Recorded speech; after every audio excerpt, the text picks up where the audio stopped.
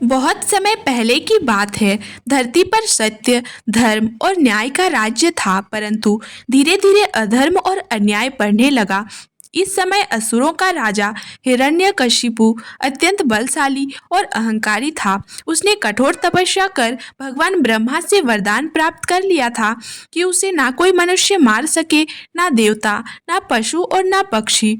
ना उसे दिन में मारा जा सके, ना रात में, ना घर के भीतर, ना घर के बाहर, ना किसी अस्त्र से और ना ही किसी शस्त्र से। इस अमरता के घमंड में आकर वह स्वयं को ईश्वर मानने लगा था और सभी से अपनी पूजा करवाने लगा। जो भी भगवान विष्णु की भक्ति करता, उसे वह यातनाएं देता और मार डालता। हिरण्यकशिपु का पुत्र प्रहलाद बाल्यकाल से ही भगवान विष्णु का परम भक्त था। वह दिन रात नारायण की भक्ति में लीन रहता और सबको विष्णु की महिमा सुनाता।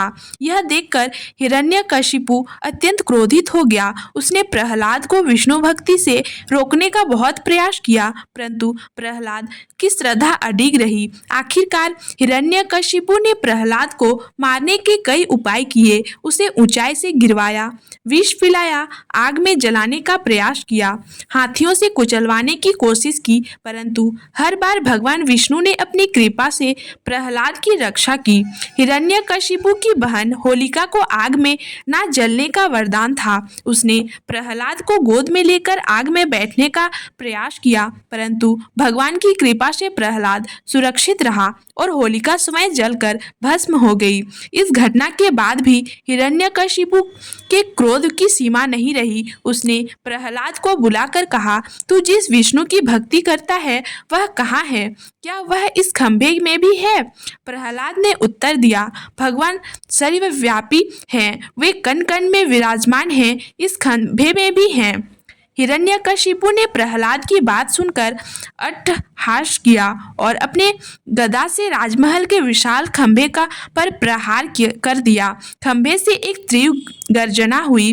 पूरी धरती और आकाश कांप उठे। देखते ही देखते उस खंभे को फाड़कर एक अद्भुत और भयानक रूप धारण किए भगवान विष्णु नरसिंह अवतार में प्रकट हुए। उनका शरीर आधा सिंह और आधा मानव था। उनकी आंखें अग्नि के समान जल रही थी। तेजस्वी अयाल हवा में लहरा रहे थे और उनके विशाल नख बिजली की तरह चमक रहे थे। हिरण्यकशिपु अपने असाधारण रूप के कारण डर गया। उसने अपने शस्त्रों से भगवान नरसिंह पर आक्रमण किया, लेकिन भगवान ने उसे पकड़ लिया। संध्या का समय था, ना दिन था ना रात। भगवान नरसिंह ने हिरण्यकशिपु को महल के द्वार की देहरी पर ले जाकर अपनी गोद में रख लिया। यह स्थान ना घर के अंदर था ना बाहर। फिर उन्होंने अपने नखों से हिरण्यकशिपु का सीना चीर डाला। नख कोई अस्त्र शस्त्र नहीं थे, इसीलिए ब्रह्मा के वरदान की अवहेलना नहीं हुई। इस प्रकार भगवान नरसिंह ने हिरण्यकशिपु का वध कर प्रहलाद और समस्त भक्तों की रक्षा की।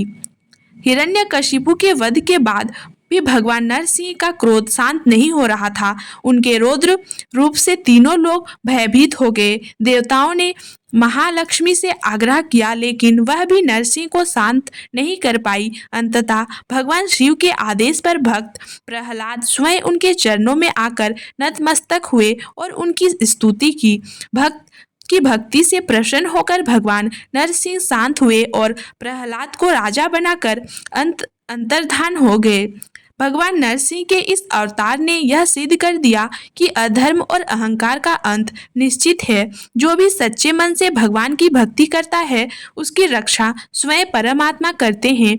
होली के दिन यह घटना घटित हुई थी, इसीलिए इस पर्व को भक्ति, सत्य और न्याय की विजय के रूप में भी माना जाता है। आज भी भारत में कई स्थानों पर उस खंभे के अवशेष देखने को मिलते हैं, जिसे तोड़कर भगवान नरसिंह प्रकट हुए थे। विशेष रूप से आंध्र प्रदेश के अहुवलम मंदिर को भगवान नरसिंह की लीला स्थली माना जाता है। वहाँ नरसिंह भगवान के कई रूपों की पूजा की जाती है और हर वर्ष होली के अवसर पर इस कथा का विशेष रूप से स्मरण किया जाता है।